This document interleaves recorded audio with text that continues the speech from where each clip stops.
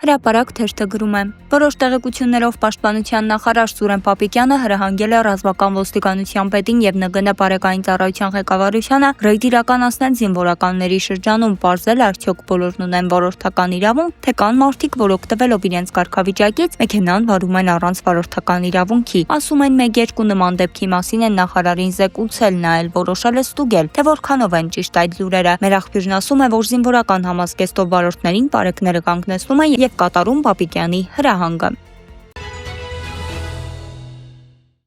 Փաստի տեղեկություններով նախօրեին կառավարության նիստից հետո Փաշինյանը խորհրդակցություն է անցկացրել մի քանի ուժայինների ու այսպես կոչված սորոսական կազմակերպությունների ներկայացուցիչների հետ։ Դժգոհ էլ, որ միայն մեկ կազմակերպություն է դրանից հետո հայտարարություններ տարածում, դատախազությանը նամակներ հղում, իսկ քաղաքասարակության մյուս ներկայացուցիչներն առանձնապես ակտիվ չեն այդ առումով։ Հիշեցնենք, որ Դանիել Իոնիսյանն էլ ծավալվել էր հայտարարություն, թե Ռուսաստանից ավտոբուսներով մարդկանց են ուզում բերել Հայաստան, ընտրակաշառք են առաջարկում։ Նա նաև դիմել էր գլխավոր դատախազություն։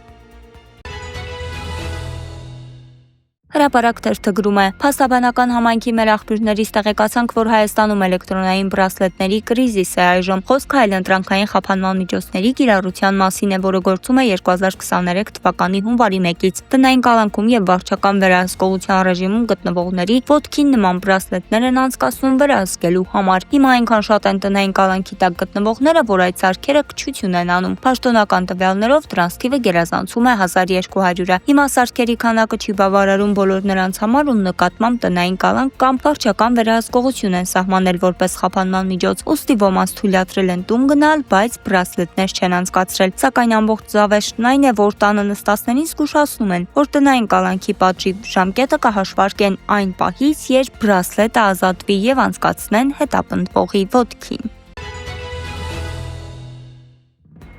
Ժողովուրդ թերթը գրում է. Շիրակի մարզպետի տեղակալ Ալբերտ Այվազյանը պաշտոնավարում է 2022 թվականի հունվարի 5-ից։ Ժողովուրդ օրաթերթը ուսումնասիրել է պաշտոնյայի գույքի, եկամուտների, ծախսերի եւ շահերի հայտարարագիրը ու արձանագրել, որ փոխմարզպետը հայտարարագրել է 8 միավոր անշարժ գույք, որոնք բոլորը գտնվում են հենց Շիրակի մարզի Արափի գյուղում, այն նույն համայնքում, որը նա ղեկավարել է շուրջ 4 դար։ Հայտարարագրի համաձայն Ալբերտ Այվազյանը ունի 8 անշարժ գույք, որոնցից 7-ը հողամաս են, մեկը բնակելի տուն տնտեսական շինություններով։ Գույքի զգալի մասը ձեռք է բերվել վերջին տարիներին, 18-ից 20 թվականներին։